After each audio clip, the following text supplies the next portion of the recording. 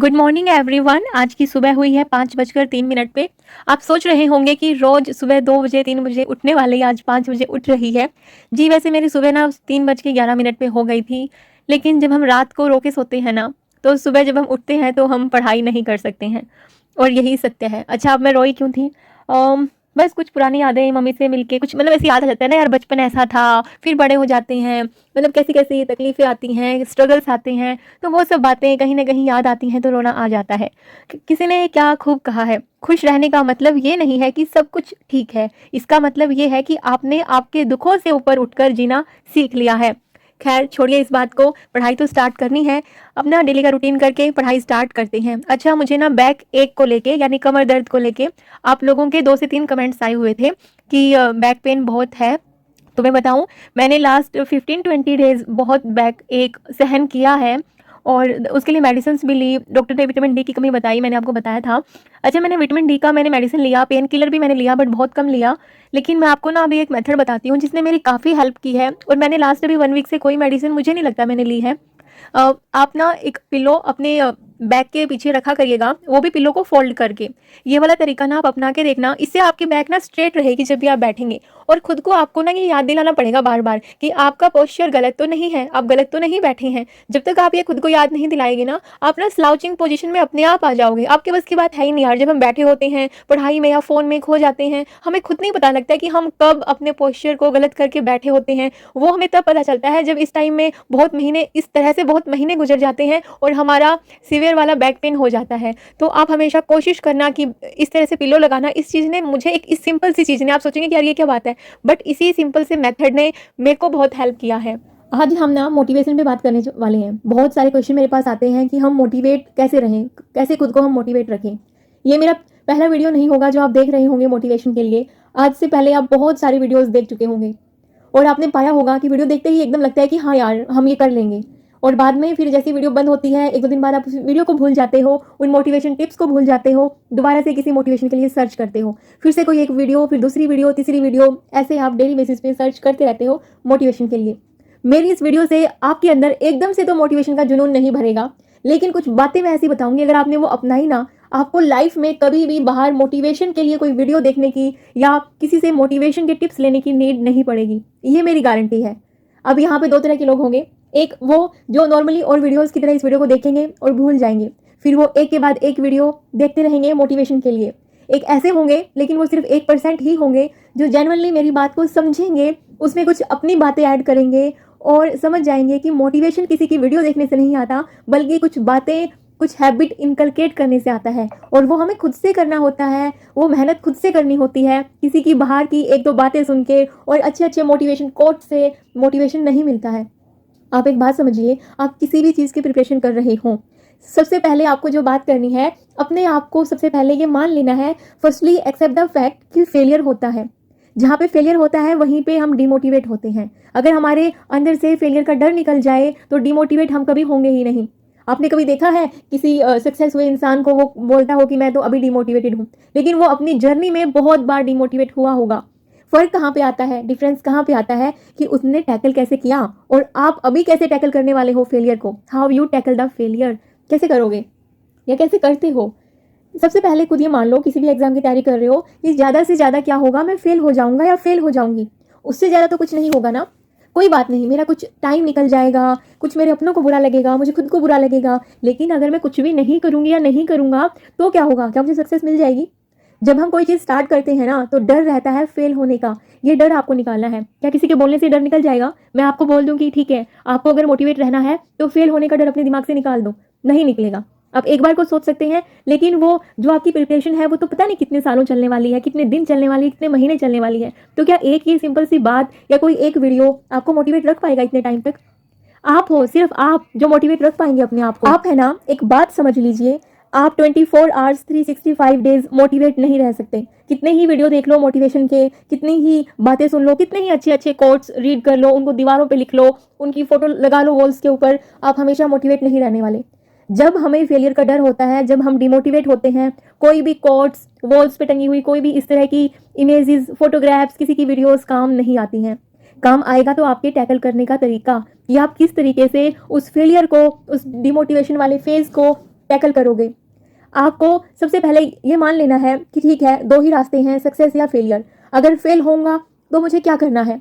हमेशा अपने पास plan B रखें।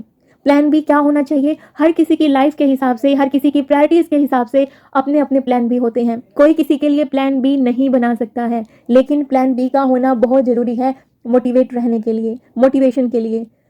सेकंड चीज़, अगर आप किसी एग्ज़ाम की तैयारी करते हो, उसमें बहुत सारे बच्चे अप्लाई करते हैं। अगर हम यूपीएससी का लगा लें तो उसमें कम से कम 10 लाख के राउंड या 6-7 लाख के राउंड बच्चे आई थिंक अपीयर करते होंगे। अप्लाई तो ज़्यादातर करते हैं, लेकिन उनमें अपीयर करने वाले कम ही होते हैं। अब उसमें सक्सेस कितनों को मिलती है? हज़ारों को, हज़ार भी नहीं होते शायद, है ना? तो अच्छा, अभी जो इतने बच्चों को जो फेलियर होंगे तो वो कहाँ पे जाएंगे? डिमोटिवेट होंगे, तो उनको खुद से मोटिवेशन लेना पड़ेगा। कोई सेकंड चांस लेगा, थर्ड चांस लेगा, फोर्थ, फिफ्थ, सिक्स्थ, और जनरल कैटेगरी के लिए तो 6 ही अटेम्प्ट होते हैं। तो प्लान भी ज़रूरी है। और सबसे मेन बात, मैंने खुद को कैसे मोटिवेट रखा ना, मैं अपनी चीज़ें आपको बता रही हूँ, फिर आप ना ये चीज़ें अपने ऊपर इंप्लीमेंट करके देखना। और ट्रस्ट मी, मेरी वीडियो ऐसी नहीं है कि मैं एकदम आपको मोटिवेशन से भर दूंगी, कुछ लाइनें ऐसी बोल दूंगी, नहीं। मैं आपको जेन्युइनली वो चीज़ें बता रही हूँ कि डिमोटिवेशन वाले फेज़ को टैकल कैसे करते हैं। हर किसी की लाइफ में ये फेज़ आता है, फेलियर वाला डर आता है। तो सबसे पहले जब मैंने ये जर्नी स्टार्ट करी यूपीएससी की, तो आप तो चलो बंद कमरे में तैयारी कर रहे होंगे, मैं तो पूरा सोशल मीडिया पे आ चुकी हूँ, ठीक है ना? तो अब मन में स्टार्टिंग में ये भी था कि चलो ठीक है, मुझे ये चीज़ें करनी है, लेकिन उसके क्या साइड इफेक्ट हो सकते हैं वो भी हमें पहले ही सोचने पड़ते हैं ना। ये थोड़ी ना है कि हम हवाइयों में तैयारी स्टार्ट कर दें, हवाइयों में यूट्यूब पर चैनल स्टार्ट कर दें और एक अनाउंसमेंट हो जाए और फिर बाद में हम कोई रिग्रेट फील करें।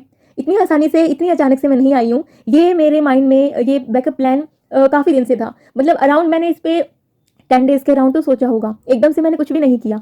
मैंने अपने आप ये चीज़ें टैकल करी कि मैं अगर आऊँगी, मैं ये तैयारी स्टार्ट करूँगी या फिर मैं सोशल मीडिया पे साथ में आऊँगी, तो मैं इस माइंड मेकअप के साथ आऊँगी। मैं खुद ये फैक्ट एक्सेप्ट करके आऊँगी कि फेलियर हो सकता है। 99.9% मुझे फेलियर मिल सकता है। सिर्फ 0.1% चांस है सक्सेस पाने के। ये मैं पहले ही अपना माइंड मेकअप करके आई हूँ।